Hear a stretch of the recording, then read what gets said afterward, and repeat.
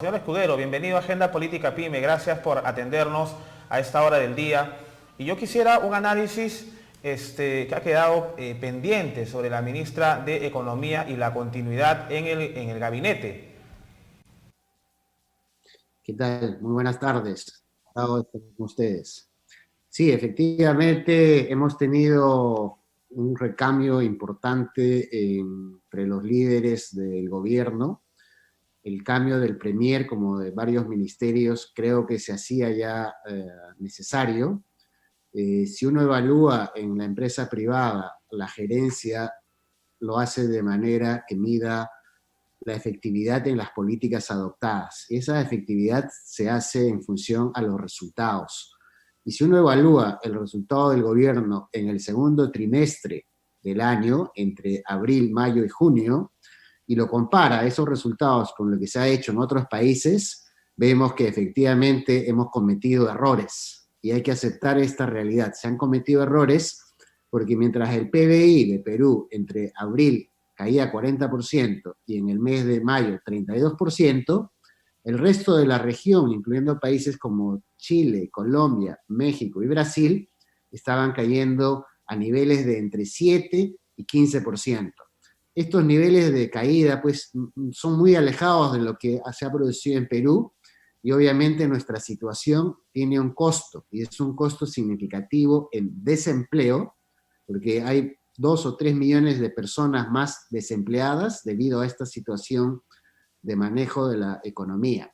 Sin embargo, por otro lado, también reconocemos que el gobierno actuó de manera rápida con una serie de incentivos fiscales y monetarios con el objeto de atender las necesidades de la población y de las empresas, comprometiendo volúmenes de recursos también significativamente superiores a la de los otros países.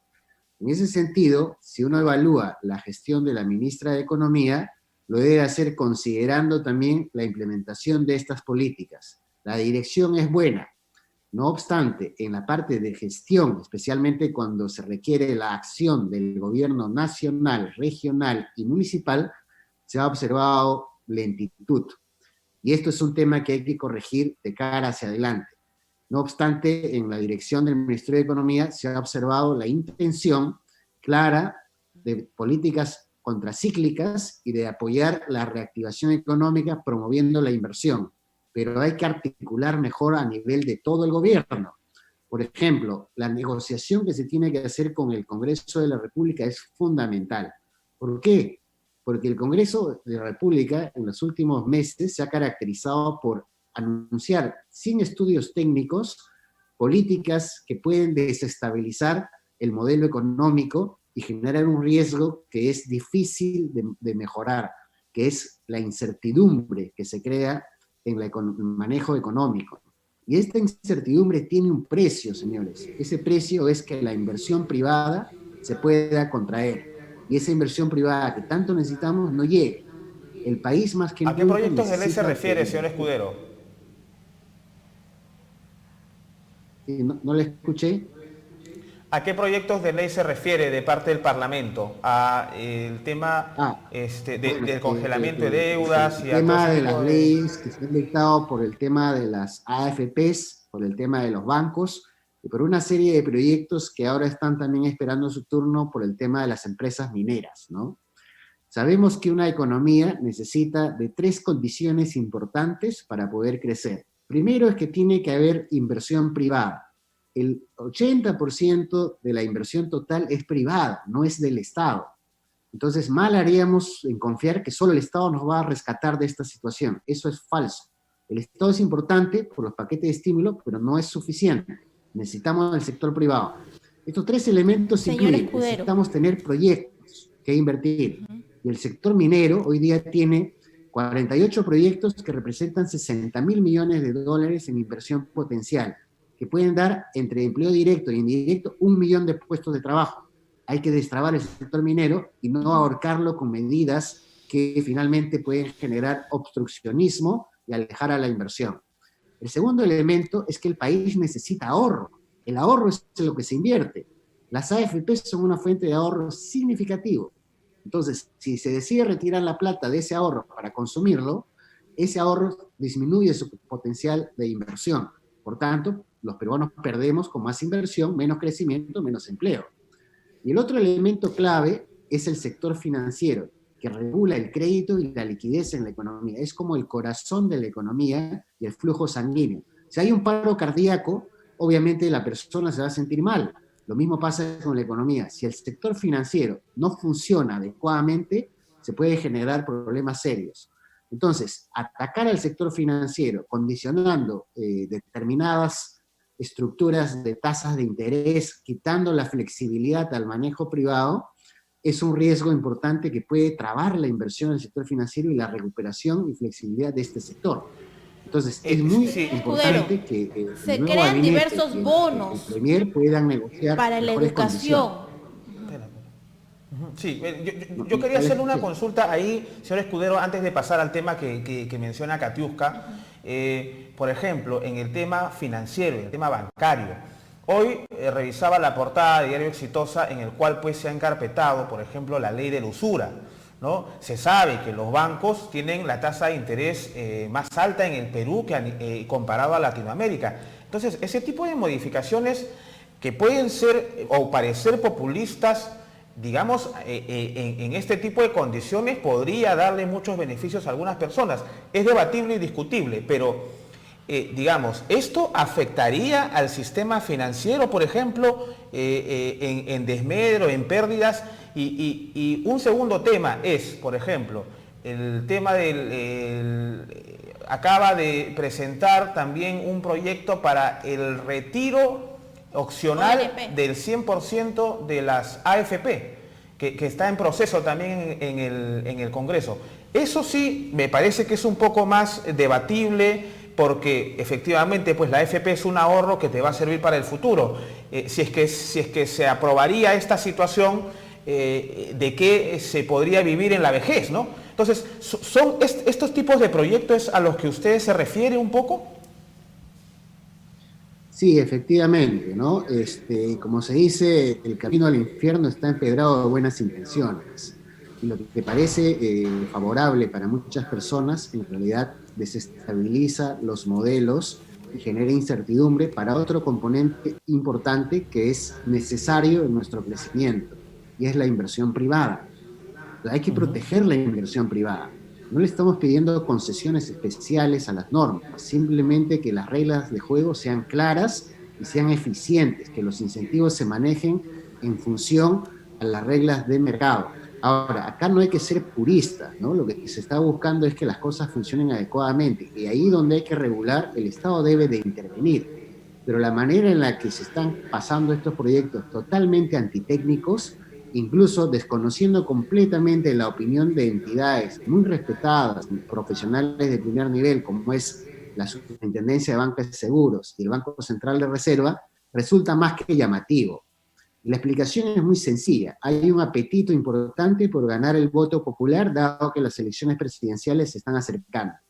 Y esto lamentablemente pone a los políticos contra la pared a efectos de buscar la preferencia popular, generando, digamos, medidas de este tipo, ¿no? Es irracional que las pensiones se gasten y desaparezcan de un porrazo porque algún político quiere tener votos. Eso de ahí no es actuar en democracia y con responsabilidad. Ya es hora que los políticos sean responsables. Con usted en ese aspecto, el de no las solo AFP, estén por pensando ejemplo. en sus votos en contra del país.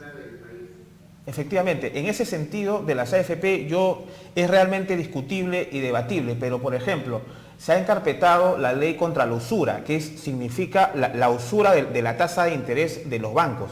Y antes, en congresos anteriores, ni siquiera se había revisado algún tipo de estos temas, cuando se conoce que la tasa de interés del sistema financiero del Perú es la más alta en Latinoamérica.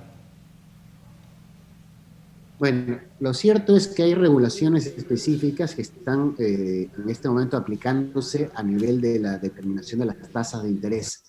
El Perú ha adoptado un mercado de libre movilidad de capitales, de libre contratación, y donde estos mercados son los que determinan las tasas de interés. En el caso que se detectara un uso abusivo de estas tasas de interés, le corresponde a la Superintendencia de Bancos y Seguros y al Banco Central de implementar las medidas correspondientes.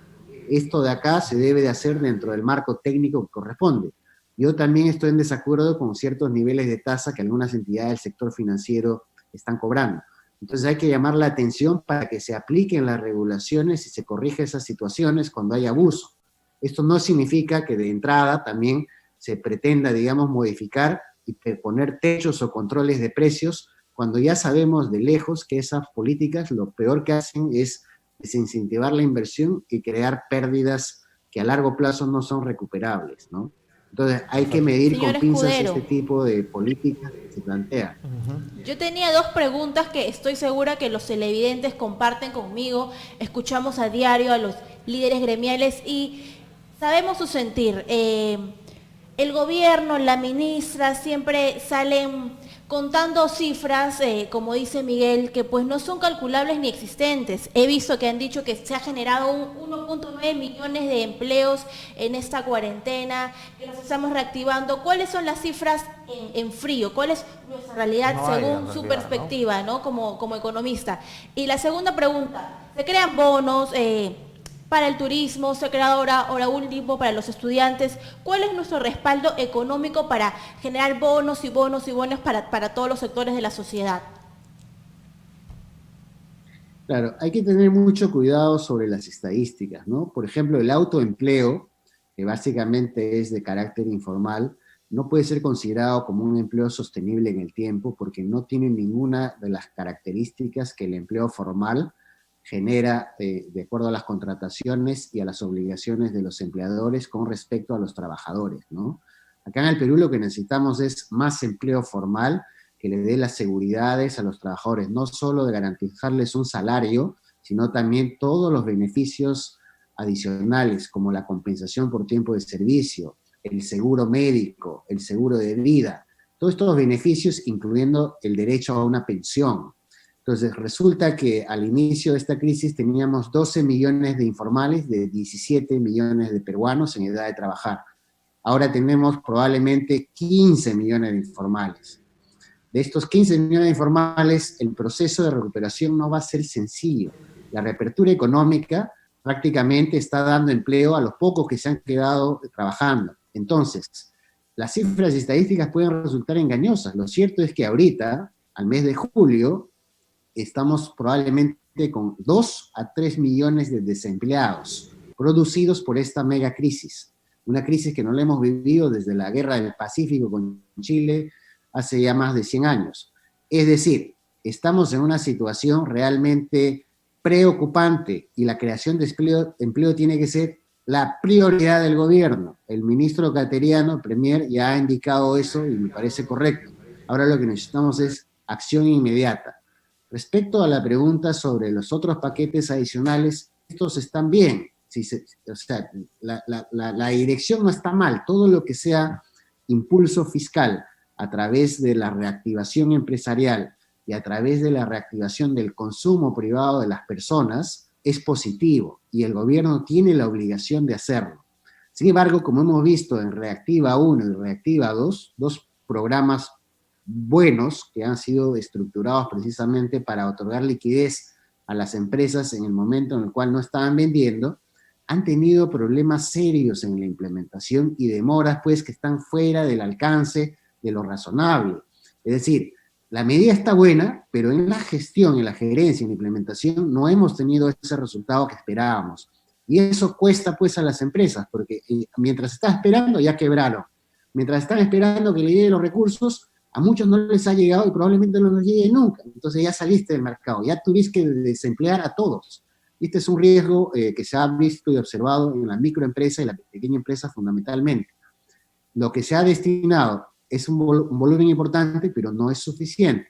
Y lo más relevante es que necesitamos invertir más. Entonces esperamos que el gobierno también anuncie paquetes significativos para destrabar la minería, para impulsar la infraestructura y el sector de construcción de viviendas en las próximas semanas. Espero yo con ansias el discurso del presidente que anuncie estos mega impulsos que se tienen que crear, porque el Perú tiene que volver a crecer probablemente a doble dígito. Para recuperar la pérdida de este año, el PBI va a caer probablemente en menos 15%, tenemos que crecer ya, a 10, a 15, a 12% para lograrlo esto el siguiente año, y así recuperar en parte la pérdida.